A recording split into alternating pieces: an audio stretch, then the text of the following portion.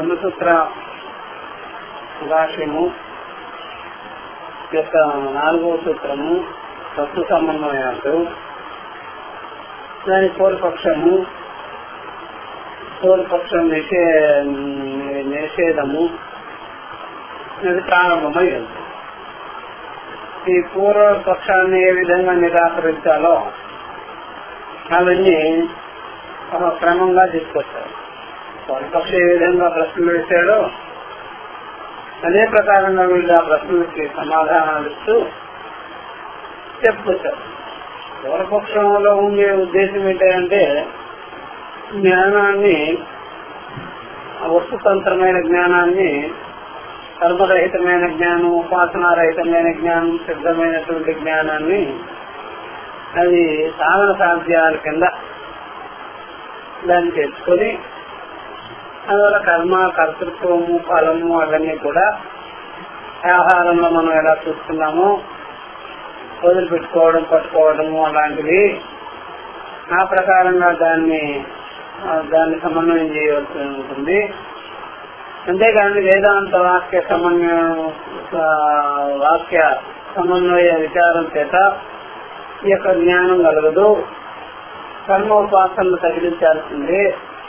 అందువల్ల కర్మరహితమైనటువంటిది, ఉపాసనారహితమైనటువంటిది ఆ జ్ఞానాన్ని బోధించటం అనేది ఎక్కడ లౌకిక వ్యవహారాల్లో మనం చూడం కదా.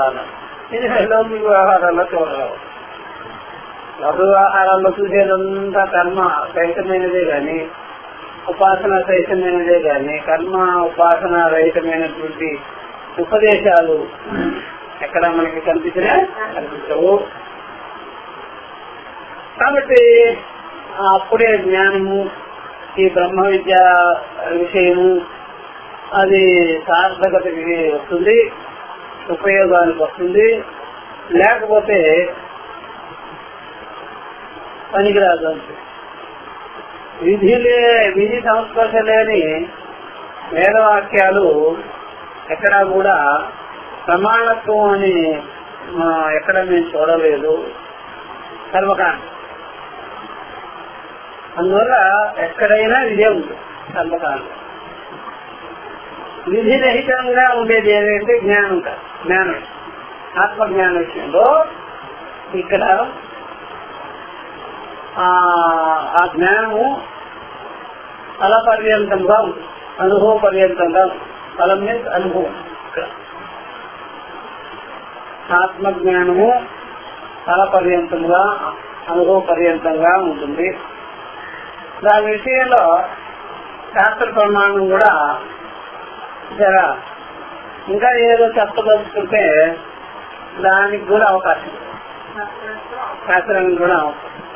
అనుభవంలో నెలకొనటమే, నిశ్చయం చేసుకోవడమే తప్ప చేసే విషయంగానే కాదు. కనుక ఈ జ్ఞానం కలిగించుకున్న వెంటనే ఎవరైనా ఆ యొక్క దీనికి ఏ రకమైనటువంటి క్రియాకలాపాలు లేవు, దీనికి చేసేటువంటి విషయాలు లేని లేవు అని ఎవడైనా తెలుసు. అంతేగాని ఇక్కడ చేసే కర్తృత్వం అనేది మాత్రం పెట్టదు. వ్యవహారంలో మనం ఎన్నైనా చేయాల్సిందే. జ్ఞాన విషయానికి వస్తే చేయవలసిన పని ఉండనే అది బాగా గుర్తుపెట్టుకోవాలి.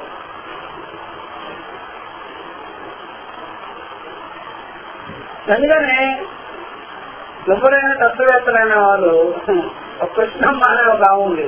అలాంటి బాల్యంలోనే భర్త పోయాడు.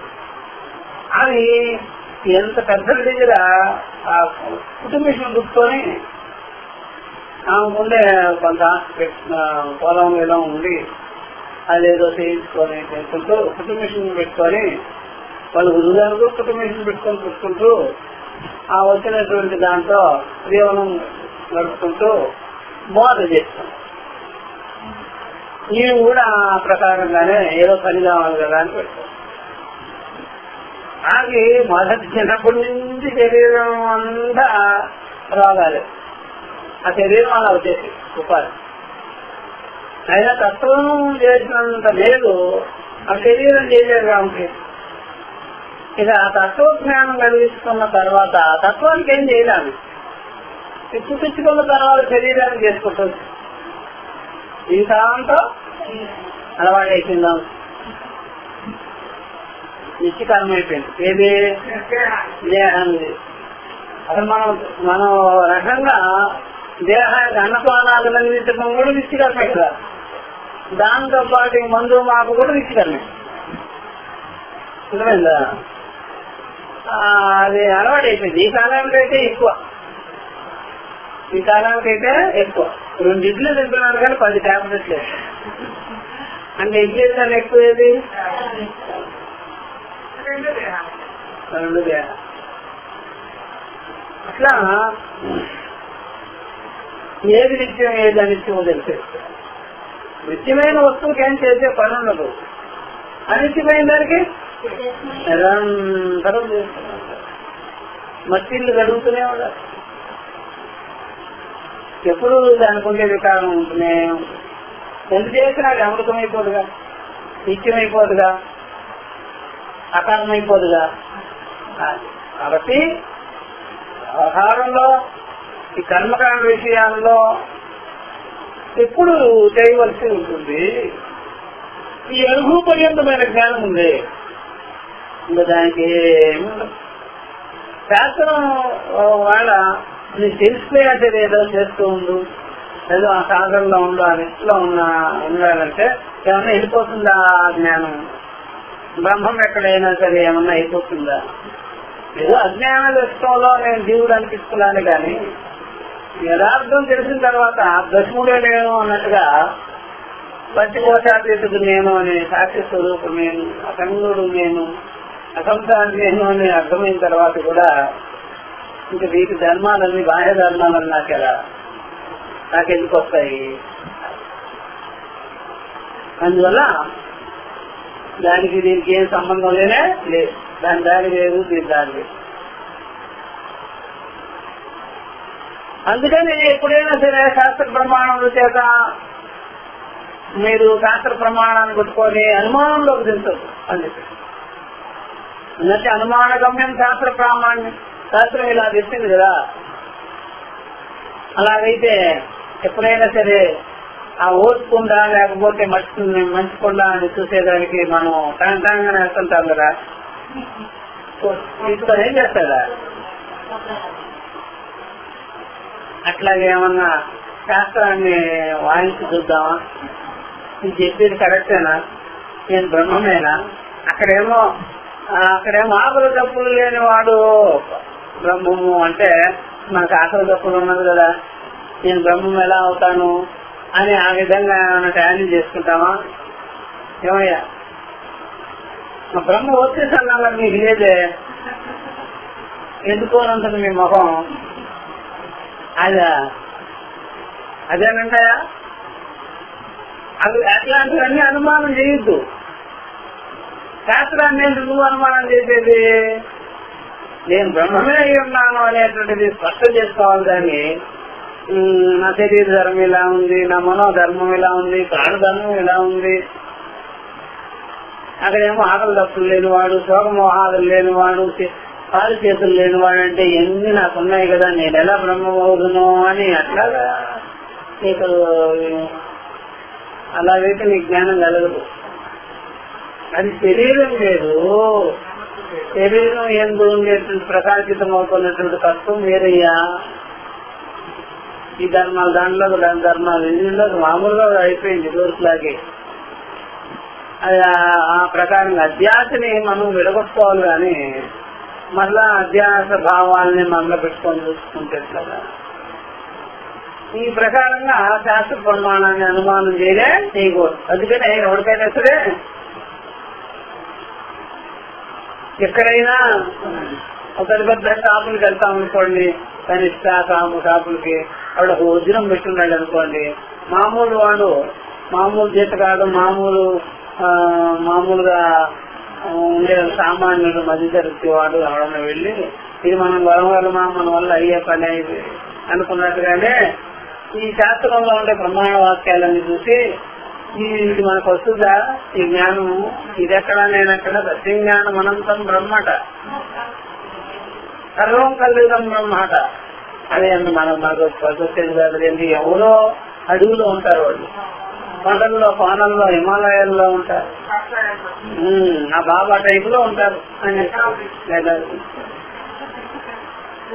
అని ఆ ప్రకారంగా అనుకోవాలి. ఇది మనమే అది దేహ దృష్టితో చూస్తున్నాం మనం. దేహమే నేననే భావన పెట్టేసుకొని బాగా గట్టిగా అలా శాస్త్ర ప్రమాణం చూస్తే నీకు అర్థం కాదు. ఇలా ఆత్మానాత్మ వివేకం చేసుకోవాలి. దేహేంద్రియ సంఘాతములకు మనం విలక్షణంగానే ముందు విచారం చేసుకోవాలి. దేహ ధర్మాలే ఇప్పుడు జరిగేది. మనం దేహ నిమిత్త వ్యాపారమే వ్యవహారమే జరిగేది. ఈ దేహ నిమిత్తమైన గందరగోళాలే, ఆ దేహానికి ఉండే బంధాలు గిందాలన్నీ అంతే. ఆత్మ విషయంలో ఇంత ఒరుకు ఆహాలు దిద్దుకోవడంలో మనం సంసారాలు ఏమైనా దిద్దుతున్నాడా? అసలు ఈ దేహం కొరకే. ఎందుకంటే ఎప్పుడైనా సరే పుట్టినప్పటి నుంచి దేహ వ్యవహారమే మనము పుణిపుచ్చుకొని ఉన్నాం కాబట్టి అలా అనుమానం చేయాలనిపిస్తుంది. శాస్త్రం అది మనకు పడుతుందా? శాస్త్రంలో చెప్పే బ్రహ్మం నేనా ఏమిటి ఇంకదా? ఒకడు ఏం చేస్తుంటాడంటే తమిళనాడు పెద్ద పెద్ద గుళ్ళు ఉంటాయి, పెద్ద ప్రాకారాలు, ఏదో మూల కూర్చొని ఈ పుస్తకాన్ని ఏ కాలం నెత్తికి కూర్చుంటాడు. నాకు అర్థమవు పూజ అని అది తెలుసులేనా సింహ అదే సింహాడేమో పూజ ఏమండి పూజ చేస్తా మురుగేసుకో అలా పుస్తకం పెట్టుకొని మీరు ముద్దు పెట్టుకున్నా, నమస్కారం పెట్టుకున్నా, తలకాయ కూర్చున్నా, గుండుకు పెట్టి బ్యాండేజ్ చేసి పెట్టుకున్నా ఏమి తప్పనే ఉండకో. గురువు దగ్గరికి వెళ్ళా, ఆ గురువు మన బయట గురువు దగ్గరికి వెళ్ళా అనుకోండి లేనిపోని మళ్ళా అస్సలు లేనిపోని. ఎందుకని వాళ్ళు ఏం చేస్తారు? బ్రహ్మసూత్రాలు చూసి అనంత కార్యక్రమం చూపిస్తారు, దానికి దీనికి కనెక్షన్. అప్పుడు ఈ బ్రహ్మసూత్రాలు అర్థం చెప్పడం మనం చేసి కార్యక్రమానికి అభిషేకం చేస్తాం.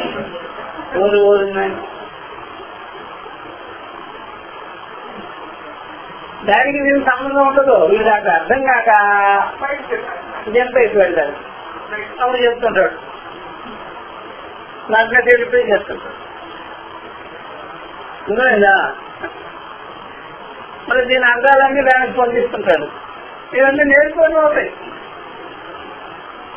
కాబట్టి ఈ ప్రకారంగా శాస్త్రంలో ఉండేటువంటి విషయాన్ని అది నిరపేక్షంగా, అది నిరంకుశంగా ఉండేటువంటి ఆ ప్రమాణ దృష్టిని ఆ గురువుల దగ్గర మనం అర్థం చేసుకోవాలి.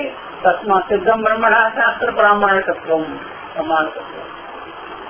కాబట్టి సిద్ధమైనటువంటి బ్రహ్మ విషయం అందు శాస్త్రమే ప్రమాణికంగా ఉంది. శాస్త్ర ప్రమాణాన్ని వదిలిపెట్టేసేసి మీరు తప్పసి చెంపవద్దు, అలా వెళ్ళొద్దండి. శాస్త్ర ప్రమాణాన్ని చక్కగా గురువుల దగ్గర చేరి విచారించుకోండి అని చెప్పారు. అనుమానం నిర్మాణం ఏది చేయదు, కర్మకాండలు పనికిరాదు. గురువుల దగ్గరికి వెళ్ళి విచారించుకుంటే అది అర్థం ఎక్కువ అని. కర్మకాండ క్రియాపరమైన కర్మకాండ విషయానికి సమాధానం చెప్పుకొచ్చారు వాళ్ళు. ఇప్పుడు దీంట్లో ధ్యానం అని ఉపాసన అని చెప్పబడినటువంటిది ద్వారా వాళ్ళని ధ్యానంలో ప్రవేశపెట్టండి. ఈ యొక్క సిద్ధమైనటువంటి మంత్రాదులంట ధ్యానపరంగా చెప్పండి. బ్రహ్మమును ఉపాసన చేయవరా, బ్రహ్మం గురించి ధ్యానం చెయ్యాలి అనేటువంటి విధికి కూడా శాస్త్రము ప్రమాణంగానే చేస్తారు.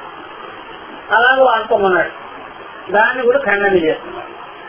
కాబట్టి బ్రహ్మము జ్ఞాన విషయమే గాని జ్ఞాన విషయత్వాత నటు ఉపాసనా విషయం. కర్మ అయిపోయింది కదా, ఆ భాగం అయిపోయింది. జ్ఞానంతో ద్వితీయ వర్ణకం రెండవ భాగం అనమాట. దాంట్లో రెండవ విషయం అనమాట. వాడి అధ్యక్షుడు రెండవ అధ్యక్షుడు ఉంది కదా, ఉపాసనాల కింద అయినా ఉపయోగం చేసుకోవాలని చెప్పారు కదా. ధ్యాన విషయం కూడా కాదు బ్రహ్మము అని.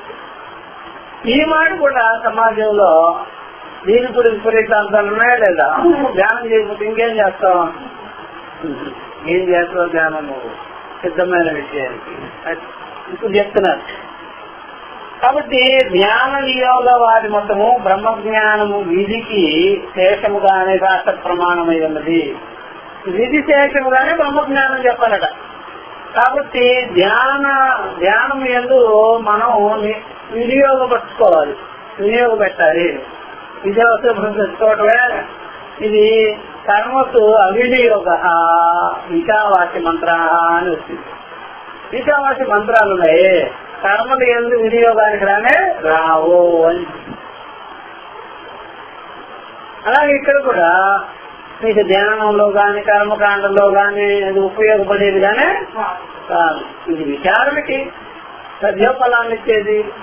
ఇప్పుడే ఇక్కడే శ్రవణాదుల ద్వారానే జ్ఞానం కలిగించుకోవలసి ఉంటుంది కానీ వేరే విధంగా పనికొచ్చేది కానీ అట్లా. అత్రాపరే ప్రత్యవతిష్టంతే ఉందమ్మా, అది తీసుకోండి. అత్రాపరే ఇది రెండో వర్ణకం అనమాట. తృతీయ వర్ణకం. అత్రాపరే ప్రత్యవతిష్టంతే యజ్ఞపి శాస్త్ర ప్రమాణకం బ్రహ్మ తథాపి ప్రతిపత్తి విధి విషయతయా ఏవ శాస్త్రేణ బ్రహ్మ సమప్యతే. యథా యూపా ఆవహనీయావినే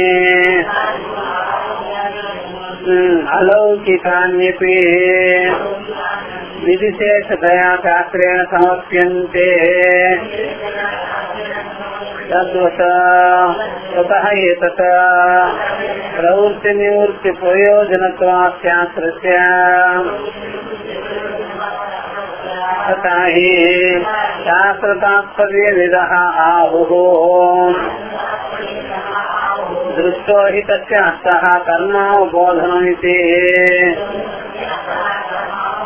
చోదనేతి క్రియాయాః ప్రవర్తకం వచనం తస్య జ్ఞానోపదేశః తద్భూతానాం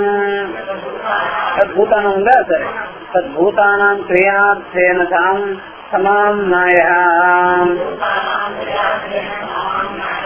ఎంత జైని సూత్రాలే. ఆమ్నాయస క్రియాత్వాదానర్థక్యమదత్తానాం ఇది అని ఇతరులు చెప్పుకోదు వల్ల ఇదంతా పూర్వపక్ష విషయంగా ఉన్నది. ఇదంతా జైమినీకారుడు రెండో వర్ణకంలో ఉపాసనా విధికి శేషభూతంగా శాస్త్ర ప్రమాణకులని చెప్పాలని పట్టుబడుదల పట్టుబట్టారు. కాబట్టి ఇక్కడ అక్కడ అపరే ప్రత్యవర్తిస్తుంటే ఈ విషయంలో కొంతమంది ధ్యాన నియోగవాది మతులు కర్మకాండంలోనే పూర్వమీమాంసలోనే ఉపాసన విషయాన్ని ప్రతిపాదన చేసేవాళ్ళు కొంతమంది, అలాగా కర్మని ప్రతిపాదన చేసేవాళ్ళు కొంతమంది. ఇలా ఉంటారు రెండు. దీనిలో కాస్త ఈ ఉపాసనాదుల గురించి చెప్పేవాళ్ళు ఉంటారు కదా, దేవతా ఉపాసన, అలాగా ప్రాణోపాసన, అలాగా ధ్యానోపాసన, ఇవన్నీ చెప్పేవాళ్ళు ఉంటారు కదా. వాళ్ళు కూడా శాస్త్రాన్ని మనం చదువుకున్న వెంటనే ఉపాసనలోకి, ధ్యానాల్లోకి, తపస్సుల్లోకి వెళ్ళిపోవాలి. ఇక్కడ చదువుకున్న వెంటనే ఏమేమి చేయాలి? ఉపాసనలోకి వెళ్ళిపోవాలి. అర్థమైందా? అది అన్నమాట. అంటే అప్పుడు ఈ శాస్త్రం అంతా కూడా అంటే వంట పుస్తకాన్ని చదవగానే వంకాయ కూరలాగా అని చెప్పగానే అక్కడేం చించి నోట్లు వేసుకోవాలి కదా, ఏం చేయాలి? ఓడుకోవాలి. అట్లా ఇక్కడ కూడా ఈ చదివిన వెంటనే అందుకని ఒకటేం చేశారంటే గురువు గారిని తొందర పెడుతుంటాడు. గురువు గారు కానీ త్వరగా ధ్యానం పోవాలి చెప్పేసేం త్వరగా త్వరగా తీరి అయిపోతే మేము వెళ్ళిపోతాం. ప్రాక్టికల్కి ఈ చవటలు ఈ దద్దమ్ములు వీళ్ళకి జ్ఞానం ఏం కలుగుతుంది? వీళ్ళకి జ్ఞానం కలిగేది ఏముంటుంది? థియరీ అండ్ ప్రాక్టికలా బ్రహ్మ విద్య ఇది వస్తుంటా అది శంకర వల్ల మనం బయటపడ్డాం మనం. లేకపోతే మనము థియరీ ప్రాక్టికల్. మేము పూర్వం వచ్చిన కొత్తల్లో ఈ జిజ్ఞాసతో వచ్చిన పద్ధతిలో ఇదే పద్ధతి. నేనైతే మళ్ళీ కోపపడేవాడిని. పోయా మీ భోజనం ఎవడు కావాలి, మీ ఆత్మ ఎవడు కావాలి, మీ స్వామి ఎవడు కావాలి, నాకు జ్ఞానం ఉంది, నాకు అదే ప్రాపర్టీ అనేవాడిని. జ్ఞానం అట నేను దేవుడు జ్ఞానంలో ఉండిపోతాను ఎప్పుడు నిరంతరం. ఆకలి వచ్చిన తర్వాత పరిగెత్తా. అది ఎంత తప్పయిందో చూసాను. ఆ ఆశ్రమాల్లో ఇది ఒక టైప్. అందరూ చాలా మంది ధ్యానం చేసేవాడు అంటే గొప్ప, కొబ్బరికాయలు కొట్టేవాడు కూడా ఉంటారు. ఆయన ధ్యానం నిమగ్నుడు, ధ్యానంలో ఉన్నాడు, ధ్యాననిష్ఠుడైనాడు. అలాగా ఈ పిరమిడ్ రోడ్డు ఇప్పుడు మేము అక్కడ చూసాము. కేజీఎస్ దగ్గర మేము వెళ్ళిన హాస్పిటల్ పక్కనే అక్కడ ఒక కొట్టి పెట్టారు అంగడి ధ్యానం రిసెప్షన్. అంటే అక్కడ ఈ హాస్పిటల్స్ లాగానే పండ్లు లాగానే ధ్యానం. అక్కడికి వచ్చి దాని గురించి ఏదో కట్టాలి, ఫీజు కట్టేసి ధ్యానం నేర్పుతారు. అపాయింట్మెంట్ తీసుకోవాలి. నేను రావు సార్ ఉదయం నుండి సాయంత్రం అక్కడ పెట్టాడు. అంగడి పెట్టాడు అప్పుడే. ఈ అంగడి ఉంది, క్రియాయోగం ఉంది, ఈ పిరమిడ్ ధ్యానం ఉంది. అక్కడ వేసింది అప్పుడే. ఓహో ఇక్కడ వస్తుంది, మనం కూడా వేదాంతం పొట్టు పెడితే బాగుంది.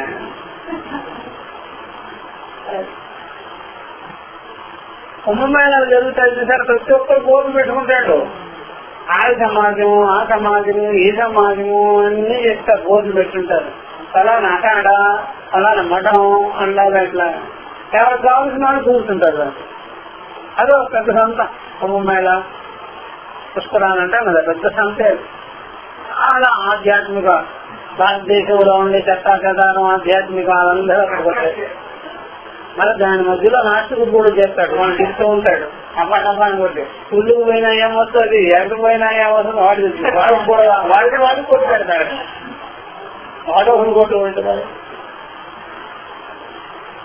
ఎవరికి వాళ్ళే కొట్టలేదు. నాగాబాబు వారు ఉంటారు చిదంబరు, వాళ్ళది కొట్టే. అట్లా ఇలాగా తొందరగా శాస్త్రం గానించండి, జ్ఞానంలోకి వెళ్ళిపోవాలి. నేను ఇంకోటి ఏం చేస్తాడంటే మీరు చెప్పుకుంటుందండి నేను ధ్యానం చేస్తాను. అప్పుడు వాడు ఆ గురువు గారు కూడా దత్తమైనట్టు అనుకోండి, నాకు రాలేదు ఆయన ధ్యాన స్థితి, ఆయనకు వచ్చేసేసింది అనుకుంటే నువ్వు కుళ్ళిపోతుంది. ఎవరో దత్తం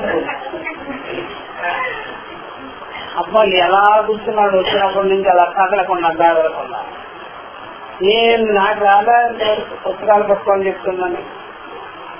పుస్తకం పురుగుని వాటిని ధ్యానంలో కూర్చు. అదే అలాగా సంప్రదాయక రీతి వంటిపోతారు. ఇక్కడ నుంచి ఇప్పుడే సిద్ధవత ప్రతిపాదన చేస్తుంటే బ్రహ్మముల గురించి ఉంది, వాళ్ళు కూర్చొని కూర్చుంటావా, వెయ్యి కూర్చురా అని. వెంటనే ఎక్కడైనా సరే ఒక పద్ధతి నీళ్లుంటే వాడిని చేయడం ఏర్పేట దగ్గరికి వెళ్ళిపో, ధ్యానం చేసుకో. అలా పిరమిడ్ ఉన్నాడంటే వెళ్ళిపో. ధ్యానం చేసేవాడికి పార్టీ పెట్టాల్సిన అవసరం ఉందా?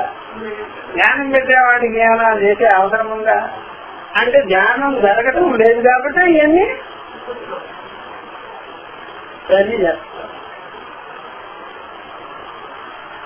అది బాగుంది. కాబట్టి బాగా తెలుసుకోవాల్సినటువంటి విషయాలు ఇట్లా ఉంటాయి. కనుక ఎప్పుడైనా సరే డైరెక్ట్ గా ఇక్కడ చెప్తూ ఉంటే వాక్యార్థ విచార సమకాలంలోనే ఇది నిత్యాన్ని తెచ్చుకొని అహం అసంసారి అనేటువంటిది ఆ జ్ఞానం కలిగించుకోవాల్సి ఉంటుంది. నువ్వు ధ్యానం చేసి నువ్వేంటి పొద్దు కళ్ళు మూసుకుంటావు, ఎవరికి జీవుడుగానే లేస్తావు. జీవుడుగా కళ్ళు మూసుకున్నావు, జీవుడుగా కళ్ళు చేసుకుంటావు, అంతే కదా. ఇక్కడ విచారించుకున్నాం అనుకోండి, నిమిషాల మీద అంతఃకరణలో ఉండే అపోహలనే. అందువల్ల పదో వాడిని తెలుసుకునేదానికి ధ్యానం చేయాలా, తపస్సు చేయాలా, ఏం చేయాలి? వాడి ఆప్తుడు వాక్యం తీసుకోవాలి, తెలుసుకోవాలి. వెంటనే ఆప్తవాక్య చూసారా, శ్రవణ సమకాలే అహం దశమహ అని కదా. ఏం చేయాలి కదా? అందువల్ల నాలో ఉండేటువంటి ఈ యొక్క ఆరోపాలే కదా నన్ను జీవునిగా చేసింది, సంసారిగా చేసింది, పాపిగా చేసింది, అలముండగా చేసింది. దాన్ని తొలగాలంటే ఇక్కడ వివేకం చేసుకోవాలి తప్ప వేరేది ఏముంటుందండి? ఏముంటుంది? ఇట్లా బాగా గుర్తు పెట్టుకోవాలి. అందుకని ఇది బాగా తెలుసుకోవాల్సినట్టు ఉంటుంది. నిజమైందా? కాబట్టి అది ధ్యానాదులకి అందే విషయంగానే జ్ఞానం బ్రహ్మయ్యేవా రసు జ్ఞానం బ్రహ్మ. కాబట్టి ఈ ప్రకారంగా యజ్ఞ శాస్త్ర ప్రమాణకం బ్రహ్మ ఒకవేళ అయినప్పటికీ కూడా శాస్త్ర ప్రమాణకమే బ్రహ్మం అయినప్పటికీ కూడా తథాపి ప్రతిపత్తి విధి విషయతయా శాస్త్ర బ్రహ్మ సమర్ప్యతే అని చెప్పాడనమాట పూర్వపక్షి శాస్త్రమతం. అంటే ఈ జ్ఞాన నియోగవాదులు శాస్త్ర ప్రమాణముల ద్వారానే బ్రహ్మమును తెలుసుకోవలసి ఉండినను ప్రతిపత్తి విధి అనగానే ధ్యాన విధి. ప్రతిపత్తి విధి అంటే ధ్యాన విధి అన్నమాట అర్థం. ప్రతిపత్తి విధి అంటే అర్థమంటే ధ్యాన విధి. ప్రతిపత్తి విధి అని ఉంది చూడండి, అది ధ్యాన విధి అన్నమాట. ప్రతిపత్తి విధి విషయతయా ఏవ శాస్త్రేణ బ్రహ్మ సమర్ప్యతే. శాస్త్రం ద్వారా బ్రహ్మము ప్రతిపాదింపబడింది. అంటే ధ్యాన విధికి విషయమయ్యే బ్రహ్మమును ఇక్కడ ప్రతిపాదన చేసింది శాస్త్రం అని చెప్తాం. ఎవరు? భాష్యులు, కర్మిష్ఠులు. ఇది ధ్యానవాదులు, జ్ఞానాన్ని గురించి చెప్పేవారు. చూసారా? కాబట్టి శాస్త్రం ప్రమాణమే, నేను కాదన్ను. కానీ ధ్యానం ద్వారానే మనము సాధించవలసి ఉంటుంది బ్రహ్మమును. ఈ ప్రకారంగా శాస్త్రం చెప్పింది అని చెప్పారు. ఇది మామూలు వాళ్ళు కానీ సాధువులు మీద దీన్ని ఒప్పుకున్నట్లయితే పూర్వపక్షం అని ఒప్పుకున్నట్టే కదా. సిద్ధాంతం దగ్గరికి వెళ్ళలేదు కదా. అందుకని ఎన్నో గ్రాంతి విషయాలు బ్రహ్మసూత్రాల్లోనే వస్తుంది. దాన్ని చదివితే గానీ ఆ లోపల ఉండేటువంటి పుల్లు పుట్టు అన్ని బయటకు వస్తాయి.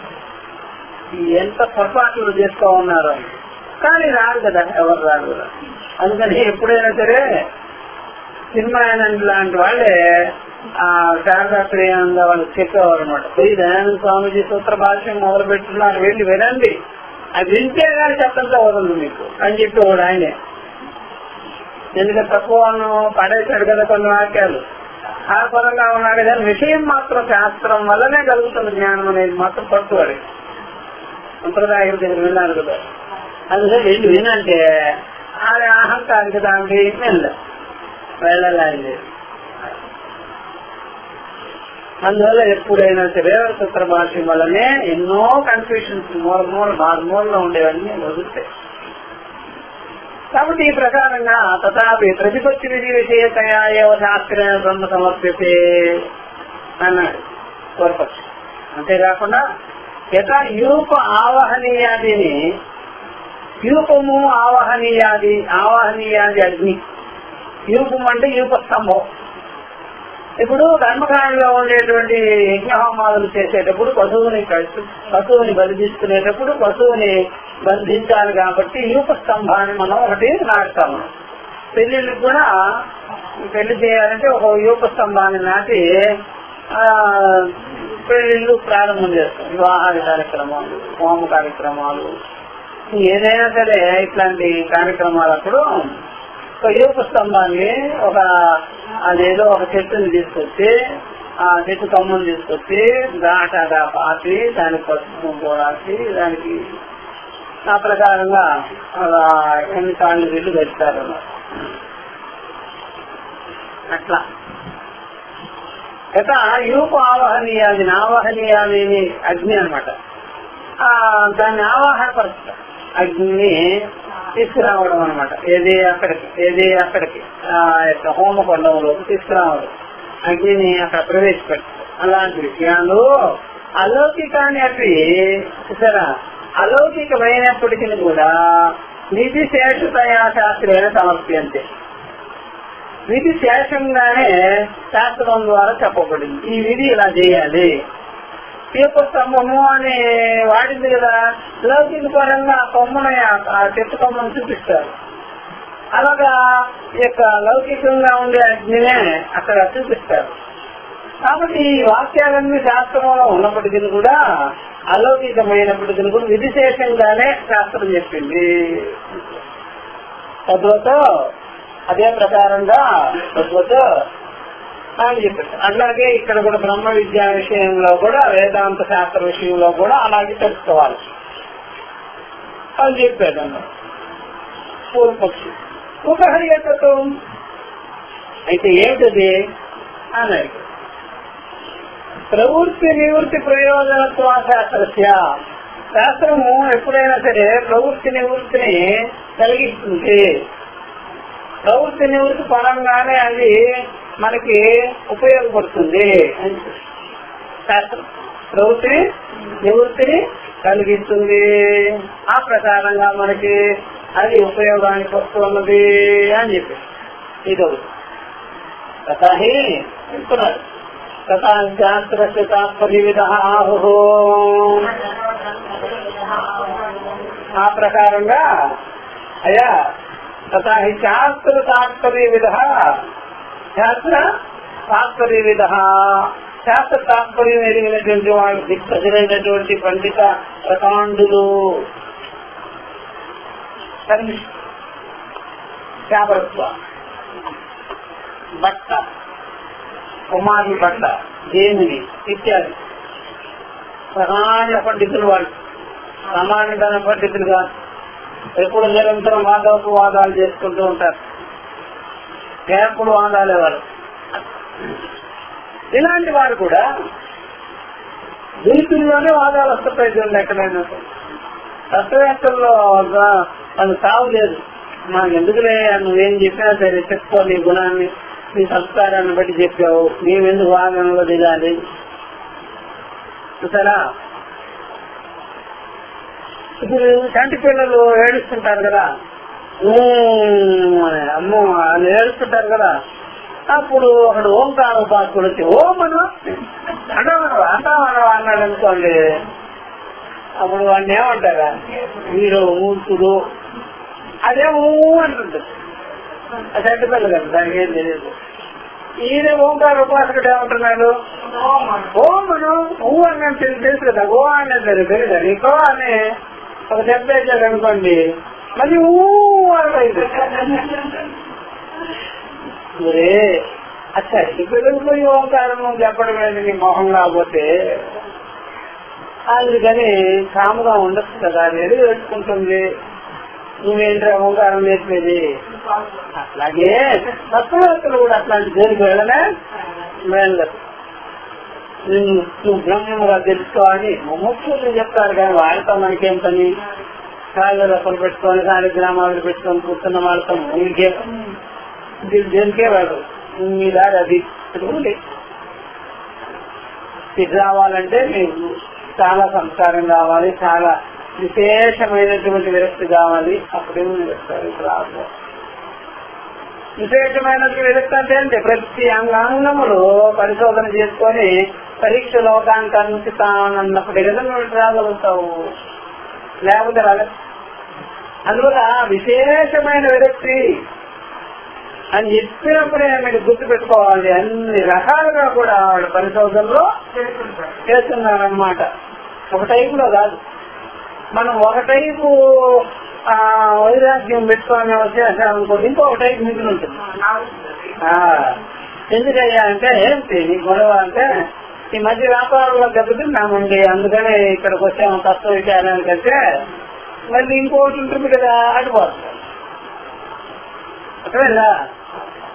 మా ఆయన నన్ను ఏదో ఒకటి అంటుంటారండి, అందుకనే మీ దగ్గరికి వచ్చాను తత్వ విచారానికి. అంటే మీ అబ్బాయి ఏమన్నా అన్నాడా? అంతేనండి. పడిపో, మా అబ్బాయి ఏదో ఒకటి అంటాడండి, మీ అమ్మాయి ఏమన్నా విందా? ఏమంటండి? అటుపో. విశేషం అంటే అర్థమేంటి? అమ్మో బ్రహ్మ మొదలుకొని పిపీరు పర్యంతం నాకు అభినిచ్చేవాళ్ళుగా ఉన్నారు అంటే అప్పుడు అది విశేష వైరాగ్యం అంటే. అవునా కాదా? చూసుకో. ఏంటయ్యా అంటే అన్ని పరిశోధన చేసా, అన్నిట్లో అట్లాగే ఉంటుంది. ఎవరినేం అనవలసిన పని. నా జాతులు, వస్తువులు, ఆహారం, దేవుళ్ళు, దయ్యాలు అన్నీ అంతే. ఈ ప్రపంచంలో ఎవరు నిత్యమైన వాళ్ళని చెప్పలేకపోతున్నారు. ఎవరి కర్మలో వాళ్ళు అనుభవిస్తున్నాడు వచ్చారు. ఎవరి పద్ధతులు వాళ్ళకు ఉంటాయి. ఊరికే అట్లాగా అర్థమైందా? అది కాదు. ఎప్పుడైనా సరే భార్య భర్త అయినా సరే, ఏమే నీ కళ్ళలో నేను వస్తానా, ఇప్పుడు వచ్చింది చాలు, మన కళ్ళలో కూడా అంటే నాకు తగవే తగవా, చదివితే నాకు నిద్ర పట్టదుగా, అందుకని ఉంటా.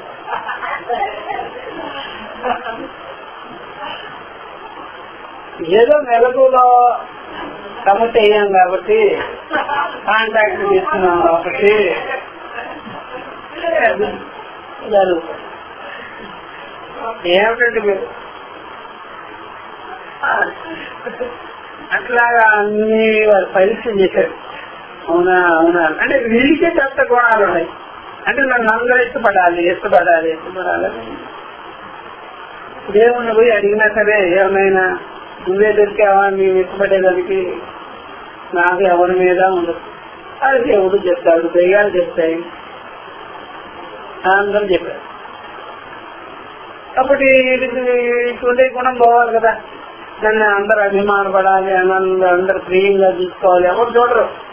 నీ ఆత్మ నీకు ప్రియం, ఇంకో నేను ప్రియంగా చూసేది, ఇంకోటి ఎవరు చూడరు. అని వీడికి అన్ని చోట్ల నుంచి ఆ రకంగా వస్తే అప్పుడు వీడికి ఏమనిపిస్తుంది? దేని మీద మనం ఏం పెట్టుకోవాల్సిన పని లేదు, నాలో నేను ఉండడం బెటరు. అది వైరాగ్యం. ఇంకా దేని మీద నాకేం పెట్టుకున్నాడు కాబట్టి వీడికి శోభం ఉంటుంది, విషాదం ఉంటుంది. దేని మీద పెట్టుకోవాల్సిన పని లేదు కాబట్టి తనలో తాను కుటుంబంగా అది బాగా. అందుకని ఎప్పుడైనా సరే మన పిల్లలు కూడా ఒక అపార్ట్మెంట్ తీసుకునేదానికి వెళ్ళినప్పుడు 2 bedrooms అనుకుంటారు కానీ 3 అనుకోరు. 3 ఏముంది, మనమిద్దరమే ఒక బెడ్రూమ్ లో, ఇంకో బెడ్రూమ్ లో మన పిల్లలు, అంతే కదా. ఆ పిల్ల అక్కలు వెళ్ళిపోతులే, వాడొక్కడే కదా మిగిలేది దాంట్లో. అప్పుడు మా తల్లిదండ్రులు అదే ఇక్కడ లేదనిపిస్తాను. ఇంకో చూసి ఇన్ని బెడ్రూమ్లు ఎక్కడ కుదురుతుంది? మనమేమో మా కోసం అనుకుంటున్నాం. ఎవరికోసం? అలాగా బాగా విచారం చేసుకొని వైరాగ్యం కదా. అందుకనే ఈ కర్మిష్ట పండితులు ఉన్నారే, వాళ్ళ విషయంలో ఇక్కడ చెప్తూ ఏమంటున్నారంటే, శాస్త్ర తాత్పర్యాన్ని, కర్మకాండ శాస్త్ర తాత్పర్యాన్ని తెలిసిన వారైన వాళ్ళు కూడా ఇలాగే అన్నారు. దృష్టోహిత శాస్త్ర కర్మ అవబోధనం అని. మేము ఈ యొక్క శాస్త్ర ప్రమాణాల్లో, శాస్త్ర వాక్యాలలో చూసింది ఏంటంటే కర్మను చూసాం. ప్రతి మంత్రానికి, ప్రతి వాక్యానికి, ప్రతి అక్షరానికి కర్మ బాగా బోధ చేసినట్టుగా బాగా తెలుస్తున్నారు. దృష్టోహిత శాస్త్ర కర్మ అవబోధం, దాని అర్థము కర్మను చెప్పేటట్టుగా ఉంది. చూసుకో, కర్మరహితంగా ఏ మంత్రం ఉండటం అన్ని మంత్రాలు ఏం దేని గురించి చెప్తుంది? కర్మను గురించి చెప్తుంది. మరి మనం అన్నాం అనుకోండి, మరి సత్యం జ్ఞానం అనంతం బ్రహ్మ, కర్మ ఎక్కడుంది ఎక్కడుంది అని అడిగామనుకోండి, కర్మ ఇస్తుంది. అదేముంది, అది మేము ఎప్పటి నుంచో అభిషేకానికి వాడే మంత్రమే కదా. అట్లా మర్చేస్తున్నారు ఆల్రెడీ. ఈ ప్రకారంగా శామర భాష్యంలో చెప్పబడింది ఒకటి దృష్టోహి సత్య అర్థ కర్మ అవబోధనం అని చెప్పేసినారు. అయ్యా మేము ఈ యొక్క శాస్త్ర వాక్యాలలో మేము చూసింది ఏంటయ్యా అంటే అన్ని కూడా కర్మను బోధించేవిగానే ఉంది అని చెప్పి. అంతేకాదు కదా, మరలా ఇంకోటి ఇది చోదనేటి క్రియాయా ప్రవర్తకం వచనం, ఇది శామర భాష్యమే. చోదనేటి క్రియాయా ప్రవర్తకం వచనం, అయా క్రియాయా ప్రవర్తకం వచనం చోదన, ఇది ప్రవృత్తిని కలగజేసేదే. క్రియా ప్రవృత్తిని కలగజేసేదిగానే ఉంది వాక్యాలని. అది ఎవరి వచనం క్రియని ప్రేరేపించేదిగా ఉంది. శోధన అంటే ప్రవృత్తి అనమాట, ప్రవృత్తి ప్రేరణ అన్నమాట. ప్రతిదీ కూడా అందువల్ల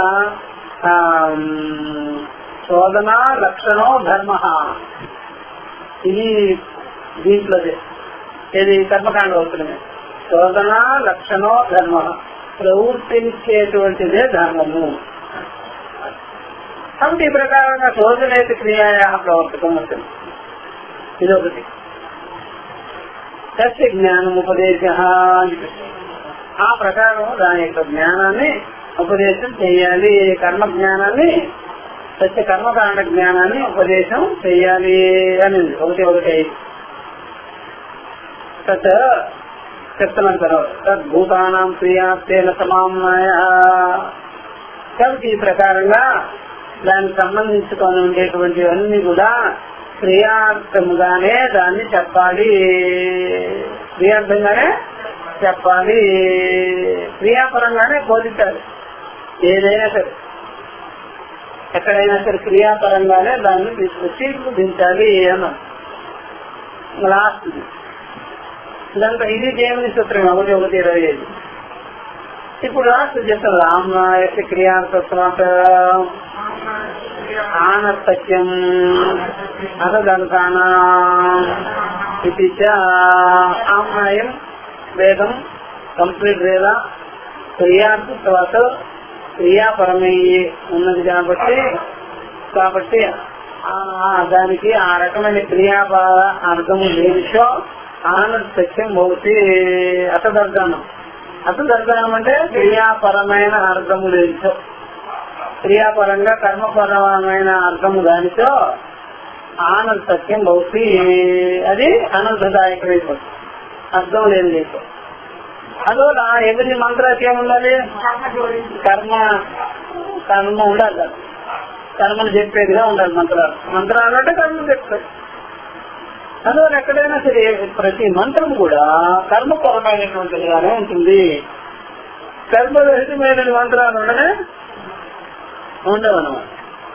కాబట్టి ఈ ప్రకారంగా ఆమ్నాయం అంతా కూడా క్రియాపరమే. ఆ క్రియా అర్థాన్ని బోధించకపోతే అది అనర్థమే. అత చెప్తున్నది అత పురుషం క్వచిత్ విషయం విశేషే ప్రవర్తయత కుతశ్చిత్ విషయ విశేషాత్ నివర్తయతి చ అర్థవత్ శాస్త్రం తద్శేషతయా చ అన్యత్ ఉపయుక్తం తద్ సామాన్య వేదాంతానామపి తథా ఏవ అర్థవత్వం దృష్టి స్యాత్.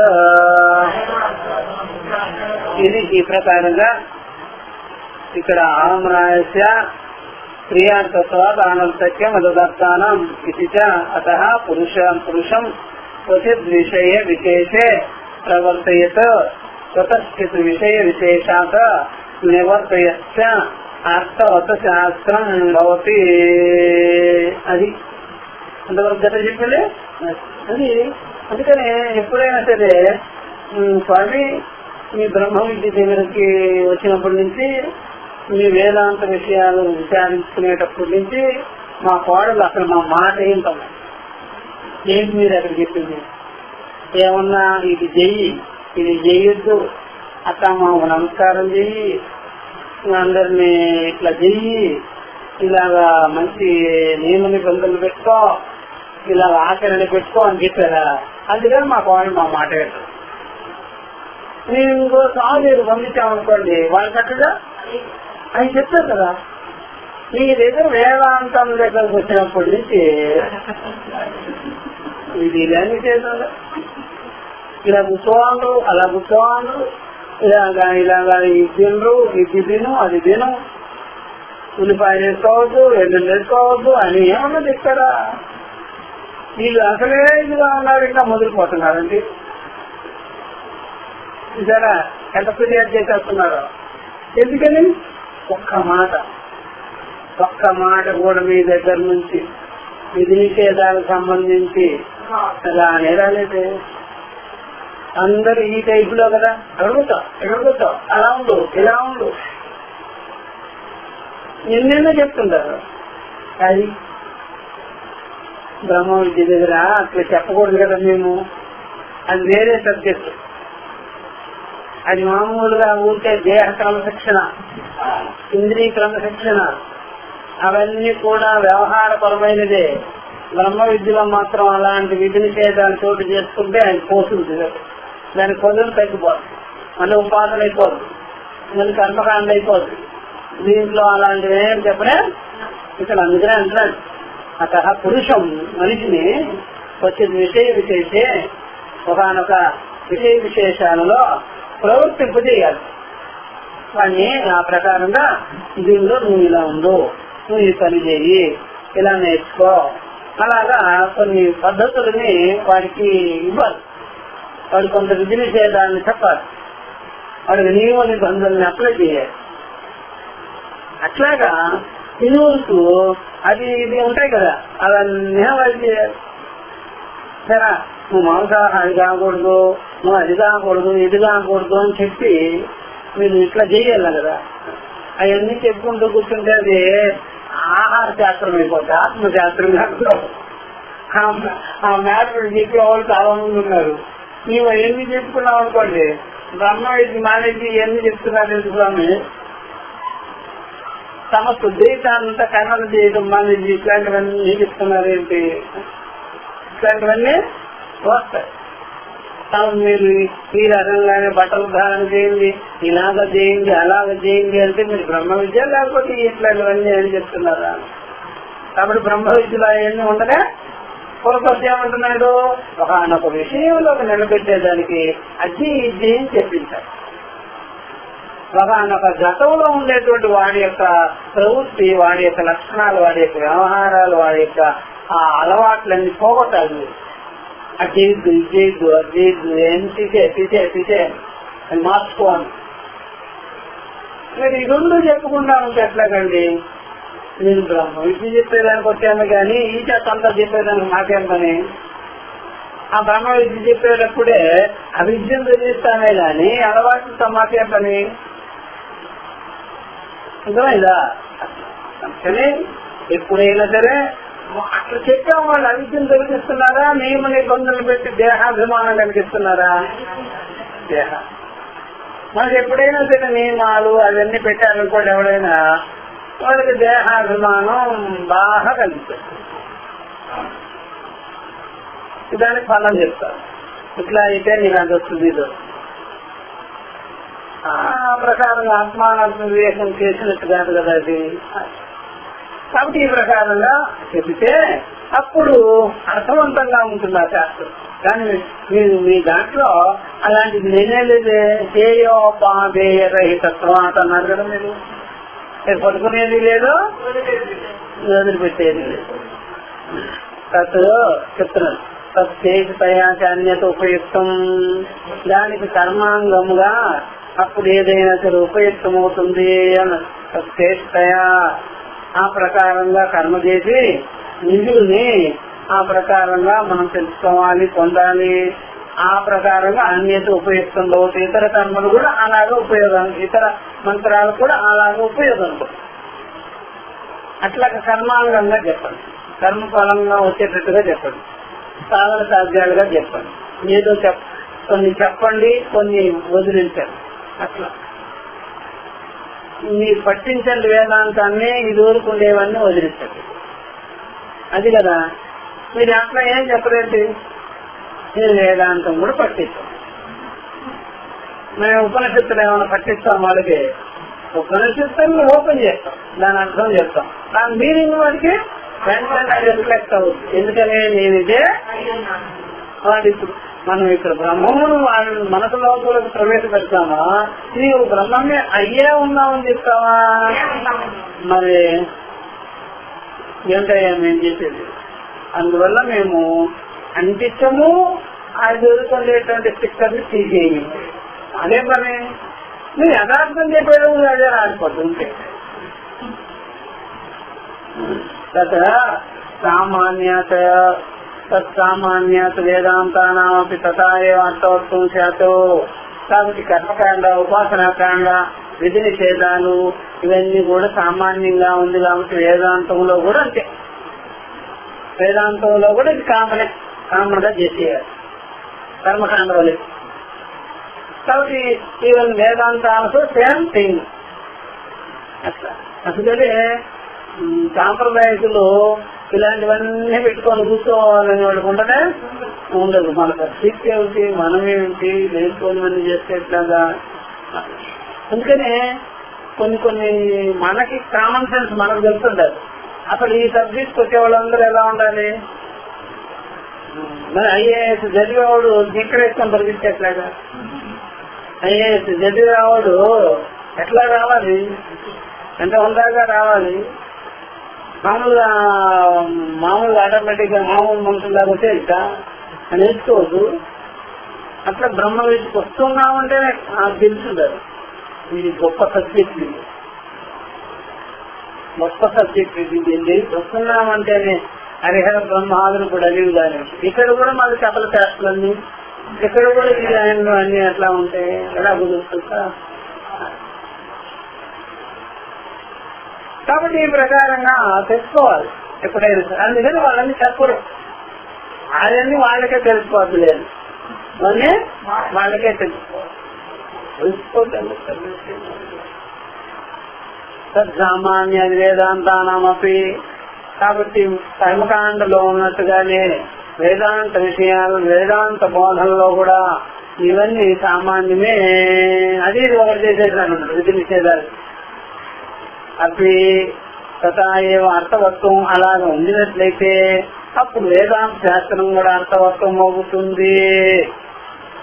అది విధి నిషేధం కండిషన్స్ ఇవన్నీ పెడితే ఇది కూడా ఏమైపోద్ది, కామన్ అయిపోద్ది, అర్థవత్వం అయిపోద్ది, అందరికీ ఉపయోగకారిగా ఉంటుంది. మీరేం చెప్పకపోయేటప్పటికీ అదే వస్తుంది.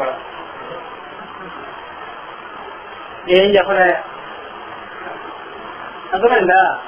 హాస్పిటల్లో కూడా వస్తువులు వేసుకుంటుంది డాక్టర్ పక్కన, దానికి ఒక తాడు కట్టేస్తుంటారు. ఎందుకని లాగేస్తుంటారు కదా, ఇటు పెట్టి లాగేసుకుంటారు, అటు పెట్టి లాగేస్తారు. అంటే అక్కడ ఒక కండిషన్ మళ్ళా రాకూడదు, ఇక్కడే కూర్చో. అన్ని కండిషన్స్, స్పెషల్లీ కండిషన్స్. అలా అలా గుడికి పోయినా కండిషన్స్, అలాగా ఎక్కడికి పోయినా కండిషన్.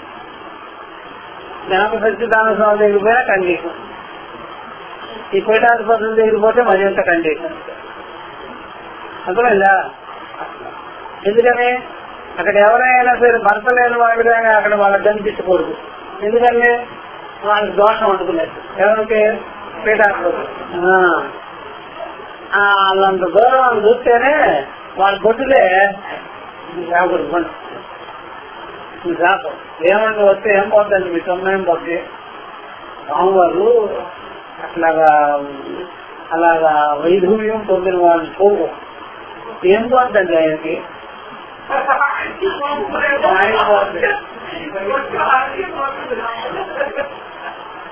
వైష్ణవులు ఎవరైనా తగిలారనుకోండి ఆ రోజు ప్రాయశ్చిత్తుంది వాళ్ళకేమో పోతుందండి.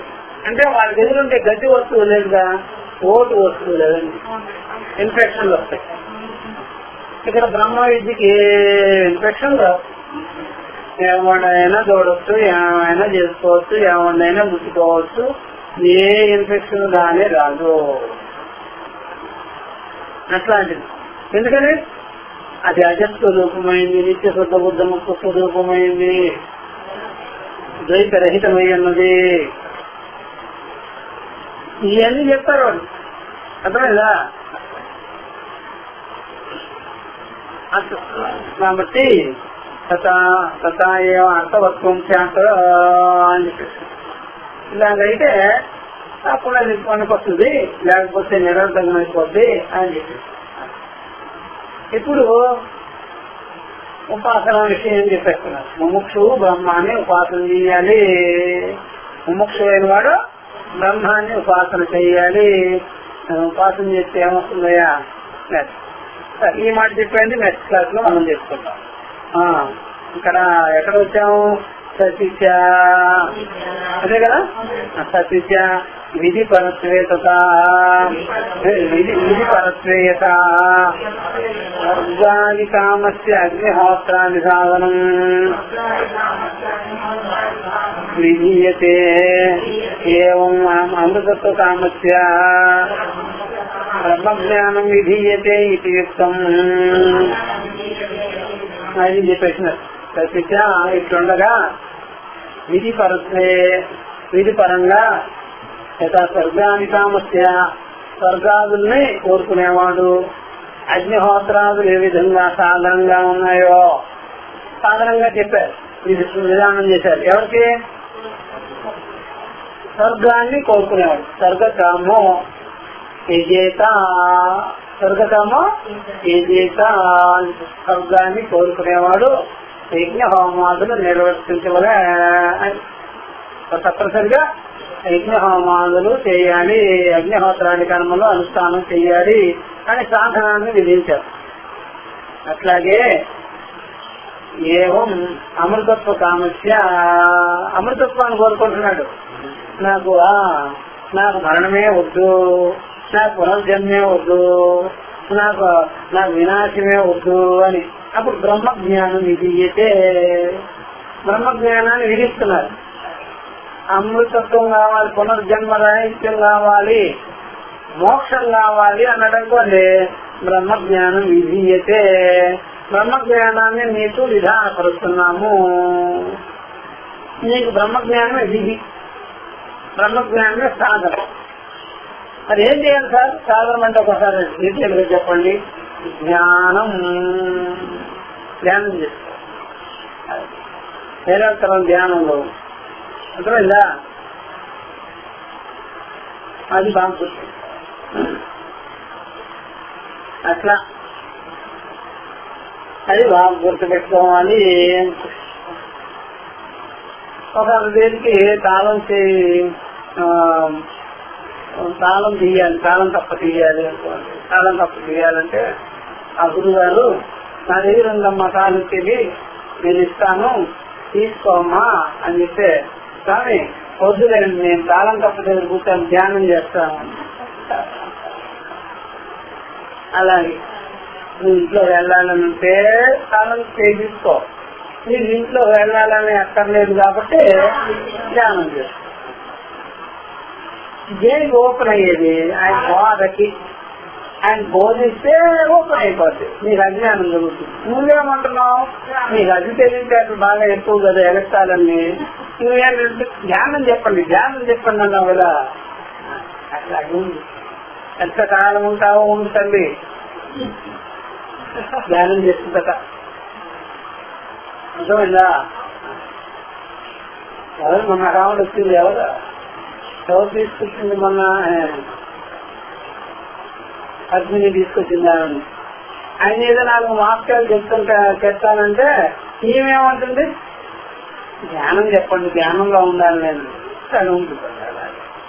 నేనేం బాగుపడేటట్టుగా లేదే, అర్జునుని పట్టిన నేను చేసింది కదా. నిజమేదా? ఎవరైనా ఏదైనా చెప్తే నాకు అలా ఉండిపోతుంది, కోల్పొస్తుంది కదా. చెబుతూ ఉంటే ఆ మాట తెలుసుకోవాలి కానీ, అర్థం తెలుసుకోవాలి కానీ, ధ్యానం చేసేవాడికి అర్థమే ఉంది, అర్థము అలా ఉండిపోవడమే. ఆ మనసుని ఆ విధంగా కప్పుకొని అలా చూద్దాం. ఇలా కొంతమంది ఈ ప్రకారంగా మొహమాటానికి పోయి పేరు ప్రఖ్యాతలకు వెళ్ళి వాళ్ళ ఇంట్లో మంట వస్తుంటే ఎవరు చెప్తాం లేదు, ఎందుకని చెప్తే సిగ్గు చేయటండి, అందుకనే చెప్పుకోవటం లేదు, అలాగే ఉన్నాం తగలబడుతుంటే అన్నట్టుగా ఉంది. తగలబెడితే ఏం చేయాలి? అయ్యా నేనంతా కాస్త హెల్ప్ చేయండి, తలా బయట పడిపోతే నీళ్ళు చల్లండి అనాల్సింది పోయి మేము ఎవరు చేతికన్నా నీళ్లు తాగమండి, ఎవరికి చెప్పాలంటే నీ కంపే కాలిపోతుంది. గురుదేవులు చెప్పేదానికి కూడా నీకేంటి సిగ్గా? ఎవరు చెప్పుకుంటావు? నేను వెంకటేశ్వర స్వామి చెప్పుకుంటాను. ఆయనే నోరు లేకుండా అలాగ బరువు వేసుకొని ఉన్నాడు, ఆయన ఎవరు చెప్పుకోవాలి? ఆయన బరువు తీసుకునేదానికి ఎవరు అక్కడ ఏమే నాగుదు విగ్రహాన్ని చెప్తావా? అర్థమైందా? ఇలా ఉంటారు ధ్యానార్థం. ఇక్కడ చెప్తున్నారు ఈ ప్రకారంగా మోక్షాన్ని కోరేవాడు ఏం చేయాలి? వాడికి ధ్యాన విధానం బ్రహ్మ జ్ఞానాన్ని విధిస్తూ సాధనంగా చెప్పింది ధ్యానం, ఉపాసనం అని. ఇప్పుడు దీన్ని ఖండం చేస్తున్నారు. ఈ వాక్యాన్ని రేపు చదువుకుంటాం. ఈ వాక్యాన్ని చెప్తున్నారు ఇక్కడ, అంతే కదమ్మా, వచ్చేసింది కదా. బ్రహ్మజ్ఞానం విషయిస్తాం ఇదే మా సమాధానం. జిజ్ఞాస్య వైలక్ష్యముక్తం కర్మకాండే భవ్య ధర్మ జిజ్ఞాస్య ఏహత్ భూతం నిత్య నిర్ముక్తం బ్రహ్మ జిజ్ఞాస్యం